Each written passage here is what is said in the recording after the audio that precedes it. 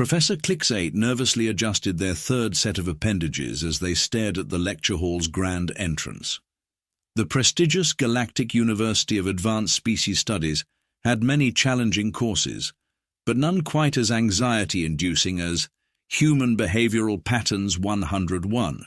The professor's chelicerae twitched, a habit they'd developed shortly after being assigned this particular class. The lecture hall itself was a marvel of alien architecture, with its spiral-shaped seating arrangements designed to accommodate species of all sizes and gravitational preferences. Some students floated in anti-grav bubbles, while others nestled in temperature-controlled pods or perched on crystalline formations. The room could hold 300 students, and today, like every other day this semester, it was packed to capacity. "Remember," Clix8 muttered to themselves, "just stick to the approved curriculum. No need to mention the Halloween incident." They shuddered, their exoskeleton rattling slightly at the memory. The chronometer on the wall displayed the Universal Standard Time, T-2 minutes until lecture. Clix8's compound eyes swept across the room, taking in the diverse array of students. There was young Bubble Pop from the gas giant Float Six, barely maintaining their corporeal form due to nervousness. In the front row, the hive mind twins Sync and Link shared notes through their psychic connection, all 12 of their bodies perfectly synchronized in their note-taking preparations.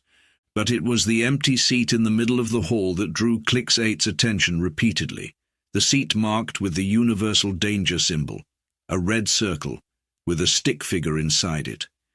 The designated human observer seat required by galactic law for any class discussing human behavior. The fact that it remained empty brought both relief and terror to the professor. Relief because, well, it was empty. Terror because it meant a human could show up at any moment. "Professor?" A melodic vibration came from their teaching assistant, Melody Wave, a being of pure sound waves contained within a specialized resonance chamber. "The students are getting anxious. Your pheromone levels are making the empaths in row 3 uncomfortable." Clix8 quickly activated their emotional dampeners, a standard requirement for all faculty members teaching human-related subjects. Yes, of course. My apologies." They scuttled to the central podium, their 8 legs moving in perfect academic precision. The holographic display activated, projecting the course title in 57 different languages. Understanding Humanity, Why We Should All Be Terrified But Can't Afford Not to Learn About Them. "Greetings, students," Clix8 began, their voice modulator adjusted to reach all auditory and sensory ranges. "Today we begin our comprehensive study of the most fascinating, terrifying, and paradoxical species in the known universe, a species so uniquely dangerous that they managed to become an apex predator without having any natural weapons, armor, or significant biological advantages. A species that turned their weaknesses into strength so effectively that the Galactic Council had to create an entirely new classification just for them. Apex Paradoxus. A tentacle rose from the middle rows. It belonged to Squish, a particularly inquisitive cephalopod student known for asking the most uncomfortable questions. "Yes, Squish?" Clix8 acknowledged, already dreading the question. "Professor, is it true that humans keep smaller predators in their living spaces? For fun?" The lecture hall erupted in gasps, chirps, and various expressions of horror. A crystalline student in the back row spontaneously shed several layers in shock. Clix8 activated their calming pheromone dispenser. Let's start with the basics first. We'll get to their disturbingly paradoxical relationship with other predatory species later in the semester. For now, let us begin with how humans were first discovered and why that discovery led to the creation of 17 new galactic laws and the universal ban on something called pizza delivery. Professor Clix8 activated the holographic display, which showed a rather unremarkable solar system on the spiral arm of an equally unremarkable galaxy. The year was 2047 by Earth's calendar when humanity was discovered. And by discovered, I mean they discovered us, in perhaps the most embarrassing incident in galactic history. The professor's chelicerae twitched again. Would anyone like to guess how first contact occurred? A crystalline hand shimmered in the front row. Yes, Crystal 162. Through their advanced space exploration program? Ha! Clix-8 let out a sound that their species used to indicate both amusement and existential dread. If only it had been that dignified. No, humanity discovered interstellar life because of a navigation error, specifically a delivery driver for something called Dave's 24/7 Pizza and Wings, accidentally drove through an experimental wormhole that had been temporarily manifested in Detroit.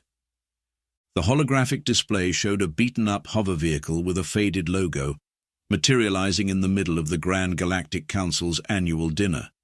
The human, whose name badge read Doug, emerged from his vehicle, looked at the assembled representatives of the 1,000 most advanced species in the galaxy, and said, "And this is now preserved in the Great Archive.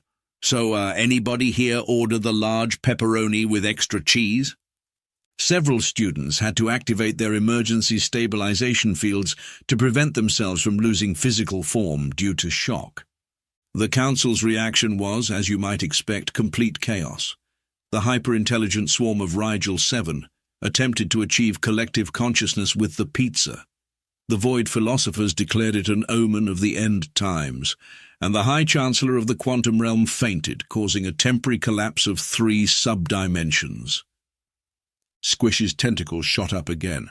"Yes, Squish, but Professor, how did the human survive the quantum instabilities of unshielded wormhole travel?" "Ah, that's where it gets interesting. According to the medical examination that followed, the human's only complaint was, and I quote, mild heartburn.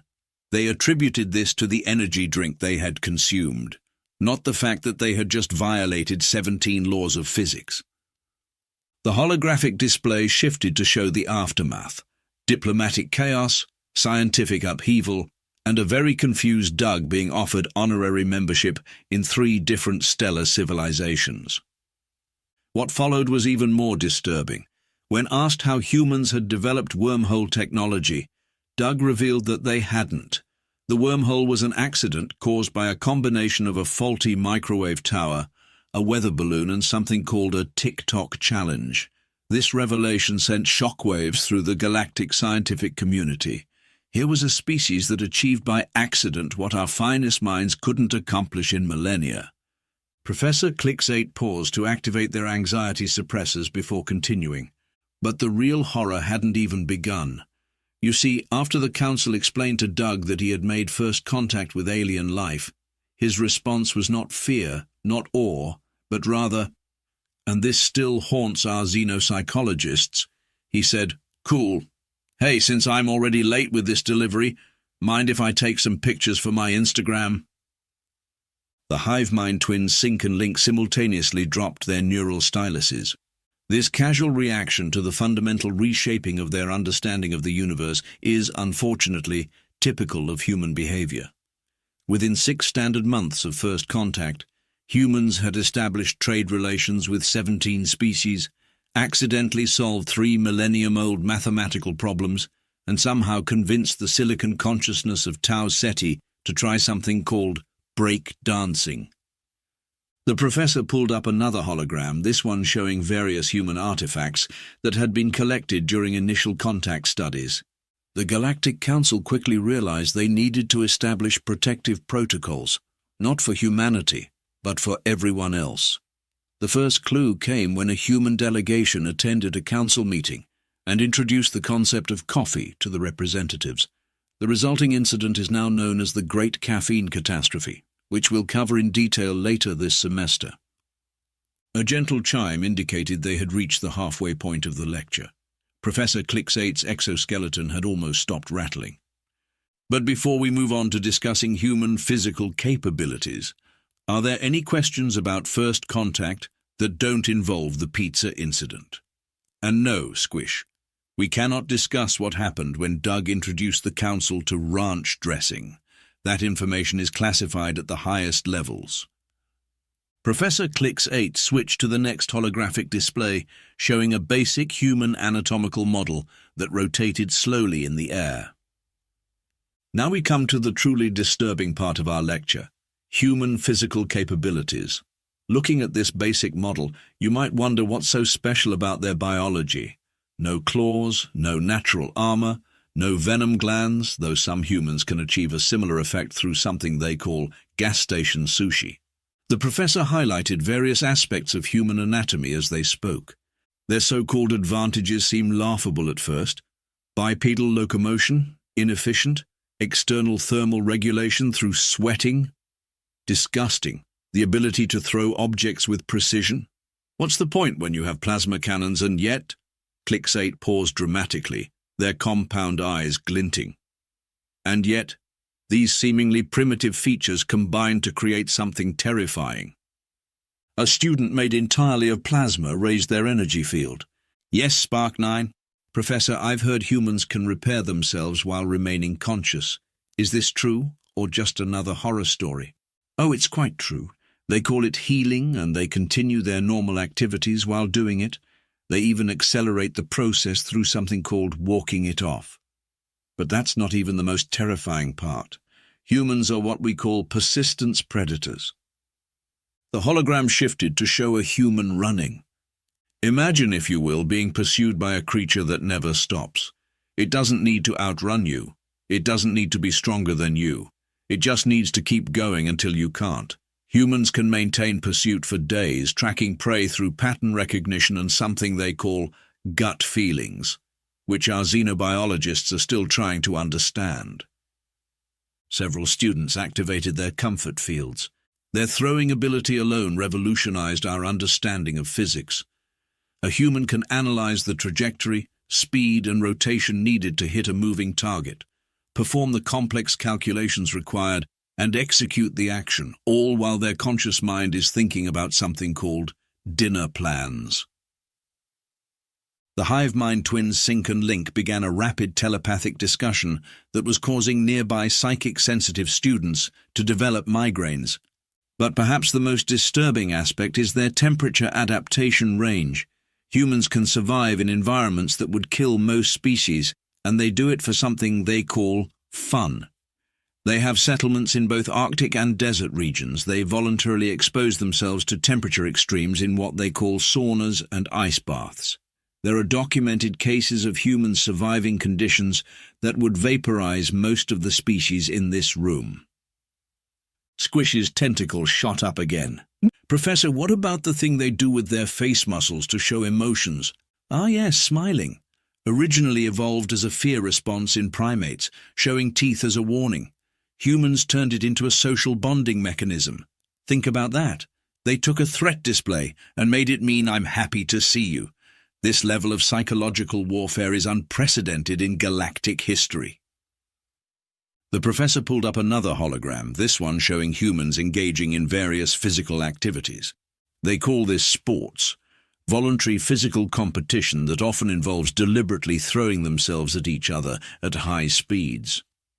The Galactic Council's first observation of something called rugby led to the creation of 3 new categories of potential warfare tactics.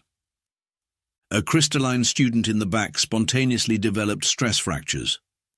And then there's their ability to carry on after injury. Humans have a system called adrenaline that can temporarily override their physical limitations.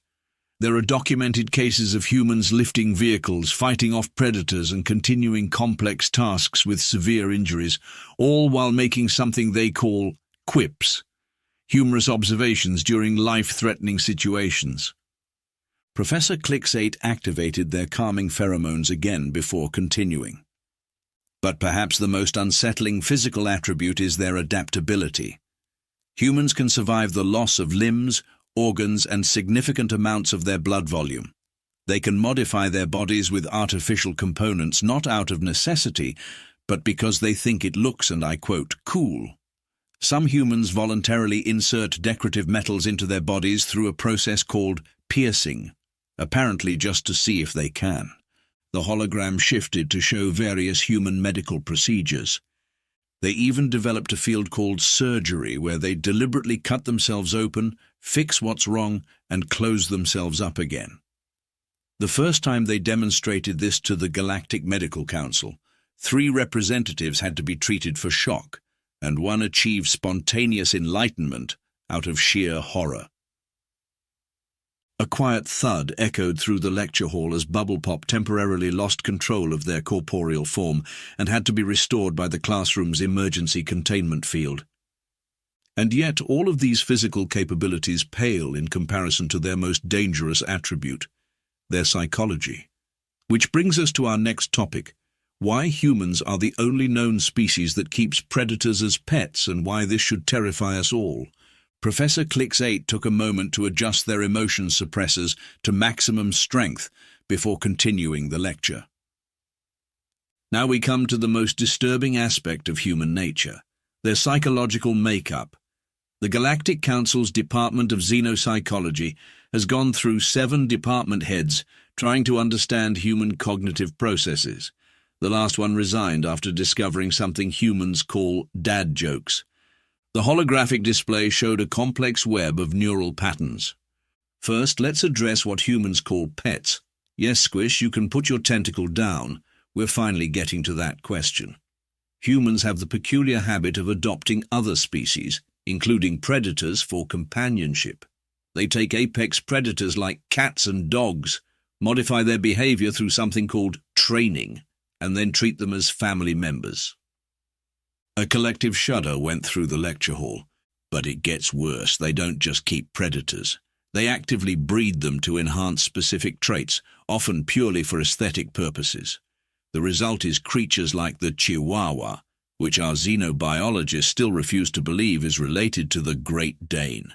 Both are supposedly the same species, just selectively bred to either fit in a shoulder bag or cosplay as a small horse. The hive mind twins Sync and Link began experiencing synchronization errors, trying to process this information. Humans have such advanced pattern recognition and problem-solving abilities that they get bored easily. This boredom leads to something they call creativity, which the Galactic Council has classified as a potential Class 5 reality warping ability. When humans are bored, they invent.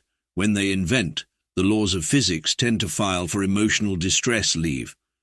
Professor Clicks 8 pulled up another hologram, this one showing various human inventions.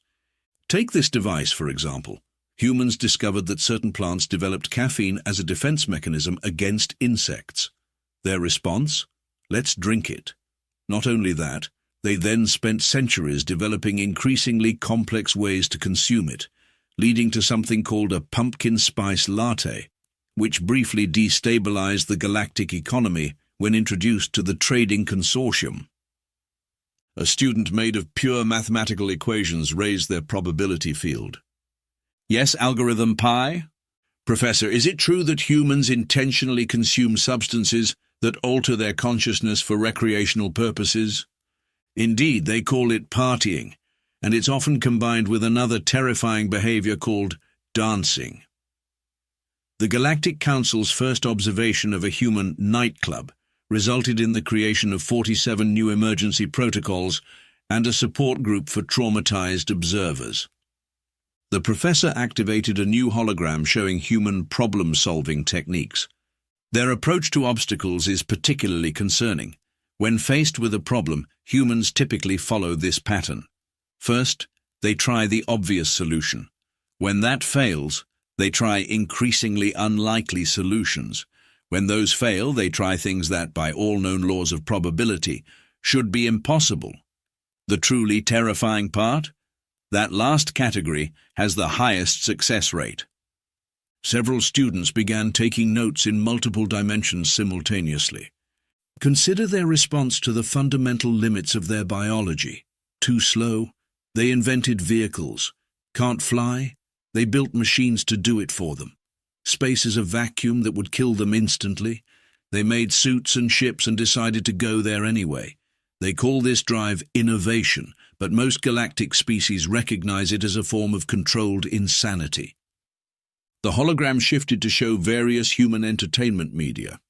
And then there's their imagination. Humans spend significant portions of their lives consuming and creating fictional narratives. They deliberately expose themselves to simulated fear and danger through horror movies and thriller novels. They willingly engage with content designed to trigger their fear responses for entertainment. The Galactic Psychology Board is still debating whether this constitutes a form of psychological self-modification. Bubble Pop had to be retrieved from the ceiling after temporarily losing mass control from anxiety. But perhaps the most terrifying aspect of human psychology is their response to being told something is impossible.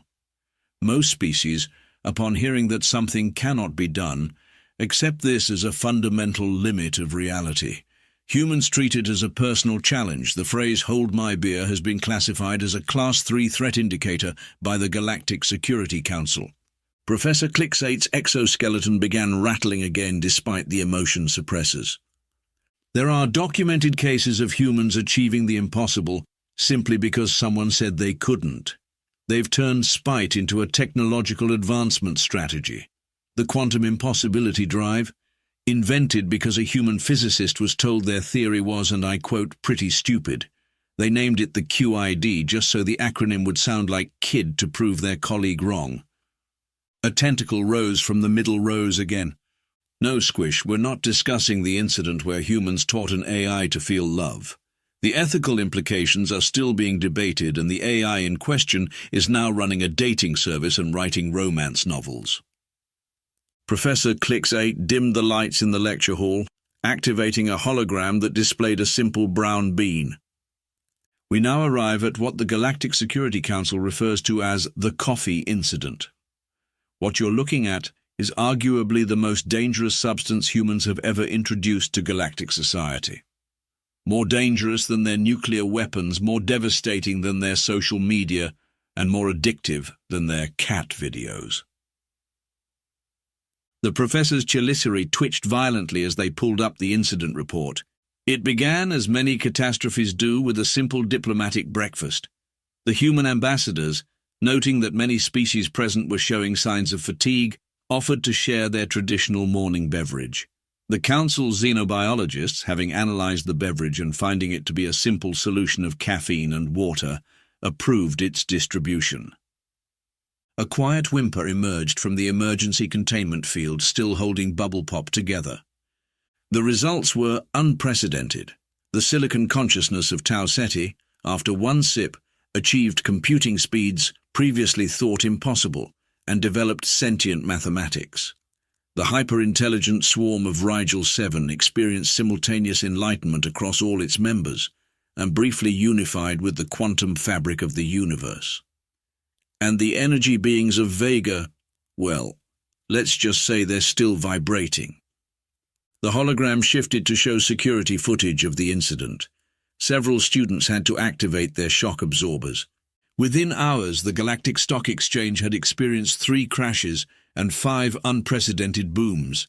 17 new religions were founded. The Universal Translation Matrix gained sentience and began writing poetry. And that was just from regular coffee. Nobody was prepared for what happened when someone ordered an espresso. Professor Click8 paused to activate their backup emotional dampeners. The incident reached its peak when a representative from the Hive Mind Collective discovered something called a French press. The resulting surge in cognitive enhancement caused them to solve 5 Millennium Prize mathematical problems and develop a unified theory of everything, all while simultaneously inventing 37 new forms of interpretive dance. A student made of pure energy raised their frequency field. Yes, wavelength 623? Professor, is it true that humans consume this substance daily? Multiple times daily, Click8 confirmed, their voice modulator quivering. Some humans have developed such a tolerance that they can consume amounts that would cause most species to achieve transcendence. They call these individuals morning people and regard them with a mixture of respect and suspicion. The hologram displayed various coffee preparation methods, each labeled with increasing hazard warnings. The Galactic Council quickly realized they needed to regulate this substance, but by then it was too late. Black markets had emerged. Underground coffee shops appeared in every major spaceport. The antimatter monks of Betelgeuse abandoned their centuries-old traditions to become baristas. Even the notoriously stoic void philosophers were caught attempting to smuggle something called a Keurig machine into their meditation chambers. Sync and link had to be temporarily separated to prevent a feedback loop of caffeine-induced anxiety. Emergency protocols were enacted. Coffee was classified as a Class A reality-altering substance. All human coffee exports were banned, but the damage was done. To this day, there are entire sectors of space where you can still hear the echoes of caffeine-powered quantum harmonics. The professor pulled up another display showing the aftermath statistics. The final tally included 3 spontaneously evolved AI systems, 17 cases of temporary omniscience, 1 entirely new form of faster-than-light travel based on espresso vapor, and the mysterious disappearance of the entire bureaucratic division of the council. They were eventually found running a coffee plantation on a remote moon, babbling about something called free trade organic beans. Squish's tentacle shot up yet again. "No, Squish, we cannot discuss what happened when they discovered energy drinks. That incident is still classified, and the temporal anomalies haven't fully resolved yet." The hologram showed the current containment protocols. Today, all diplomatic meetings with humans must take place in specially shielded chambers. All human beverages must be screened for caffeine content. And the phrase, "want to grab a coffee?" has been officially classified as a potential security threat. Professor Clix-8's exoskeleton had developed a distinct rattling pattern that perfectly matched the rhythm of a coffee grinder. But perhaps the most terrifying aspect is that humans don't even seem to notice the effects anymore. They've built their entire civilization around this substance, scheduling their lives around its consumption. They've turned their tolerance to a reality-warping substance into a cultural cornerstone, and they refer to all of this as simply Monday morning. Professor Clix-8 was about to transition to their concluding remarks when a sound cut through the lecture hall, the distinctive crinkle of a snack wrapper. The entire class froze. That sound had come from the human observer seat, the seat that had been empty all semester, the seat that was definitely not empty now. A figure stood up, still munching on something. "Sorry about the noise," they said, brushing crumbs off their standard-issue university maintenance uniform. "These chips are just really crunchy. Great lecture, by the way, though you got a few things wrong about the coffee incident. The void philosophers weren't trying to smuggle in a Keurig. It was a cold brew setup, way more potent." The lecture hall erupted in chaos. Bubble Pop lost all molecular cohesion and had to be collected in an emergency containment field. The hive mind twins Sync and Link began broadcasting their panic on all psychic frequencies. 3 crystalline students spontaneously metamorphosed into their emergency forms, and Squish tied themselves into a literal knot. Professor Clix-8's emotion suppressors overloaded with an audible pop. You've been here all semester?" the professor managed to stammer. "Oh yeah," the human replied, finishing their chips and carefully folding the wrapper into a tiny triangle. "Name's Martinez. I'm the new maintenance engineer. Been fixing the quantum heating system during your lectures. Great spot to work, nice and quiet usually. But the danger signs, the warnings." Martinez shrugged. "Yeah, I figured those were for me, so I wouldn't disrupt the class. Very thoughtful, by the way. Though I got to say, some of your theories about human physiology are hilarious. We didn't develop throwing skills for hunting. It was definitely for playing beer pong." A student made entirely of abstract concepts began to question their own existence. "Oh, and about the pets thing," Martinez continued, pulling out their phone. "Want to see some pictures of my cat? Her name's Professor Whiskers, and she's absolutely terrible at quantum physics, but great at knocking things off tables." The emergency evacuation alarms began blaring, but nobody moved. They were all too transfixed by the casual way Martinez was scrolling through cat photos while breaking every known protocol about human-alien interaction. "And hey, since we're on the subject of human behaviors that freak you guys out..." Martinez reached into their tool belt and pulled out a small thermos. The professor's compound eyes widened in horror. "Anyone want to try some coffee? It's just regular drip brew, nothing fancy. Though I did add a splash of something called pumpkin spice." The barista in the maintenance sector says it's still in season. The sound of 300 safety protocols activating at once was deafening. The lecture hall's security system, detecting the presence of both unauthorized coffee and a revealed human, initiated emergency containment procedures. Force fields sprang up, atmospheric scrubbers activated, and the Galactic Council's rapid response team was automatically notified. Martinez just smiled, took a sip of coffee, and began gathering their tools. Well, looks like my break's over. The quantum fluctuator in the basement won't fix itself, although... They paused thoughtfully. You know what would make it run better? I've got this great idea involving duct tape and a modified espresso machine. Professor Clix-8 did the only reasonable thing they could do. They submitted their resignation on the spot, requested immediate evacuation to the Monastery of Eternal Contemplation, and started drafting a strongly worded letter to the university board about the importance of actually checking maintenance staff credentials. As the security teams rushed in and the students were safely teleported to the designated human exposure quarantine zone, Martinez could be heard whistling something called "Don't Stop Believin'," while casually fixing a broken quantum regulator with what appeared to be chewing gum and paper clips. The incident report, filed later that day, included one final note.